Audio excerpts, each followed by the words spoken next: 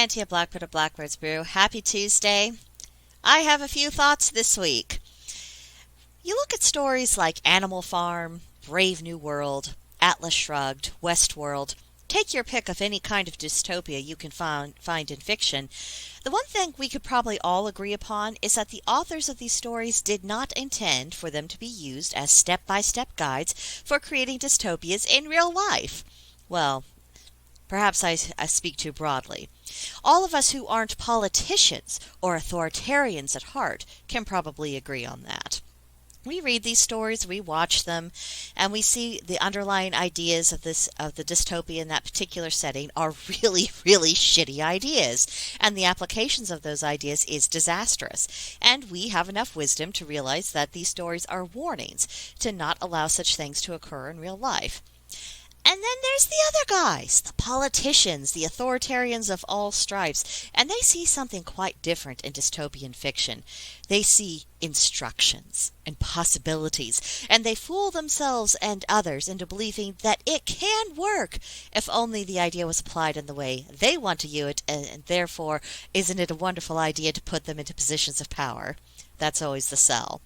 And those of us who know better are then made to suffer whenever idiots of that kind are actually in power, and when we can't convince the morons who elected the idiots that the reason why we're all suffering is because authoritarianism of any kind does not work, and the solution is to get the state out of the way and to restore individual rights and responsibilities.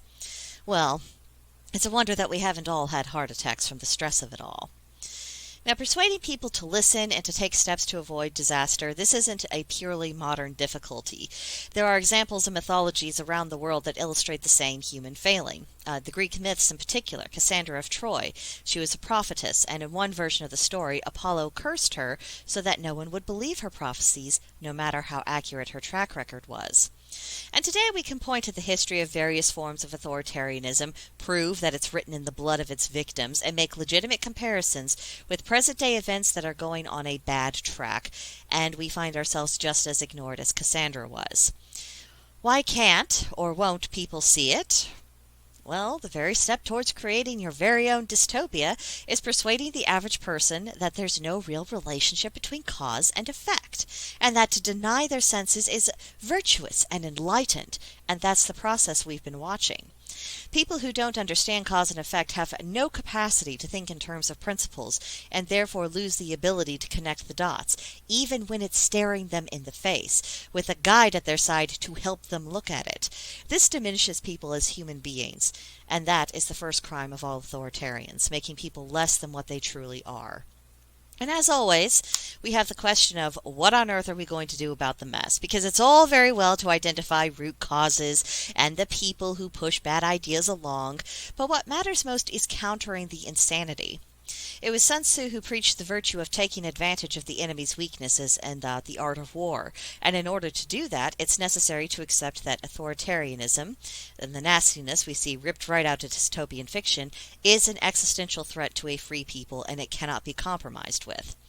Now, the leftist authoritarian ideologies we see playing out have no logical consistency. This is their weakness.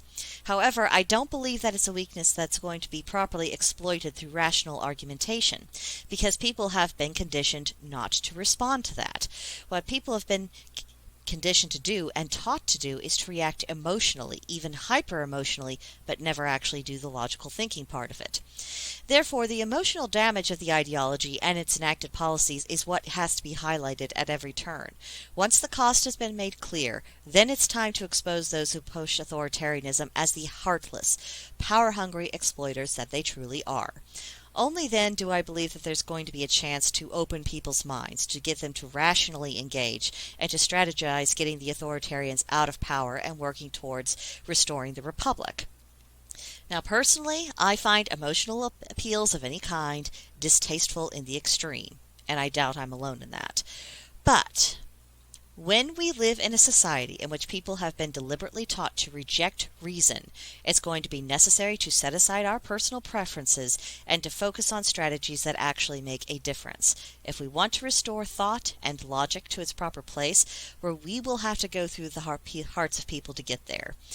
Not fun, but I think that is the situation we are stuck with, and I hope you will be joining with me and trying to get the message through, trying to find ways to help people see that there are steps that can be taken, and that there is legitimate pushback to be made, and that there is still some hope. So let me know what you think of this, either in the comments or you can come see me on Discord at Blackbird's Brew. I'd be very happy to have you there. There's a link to join in the description box below. And I think that's it for now. I'll see you in the next one. Bye.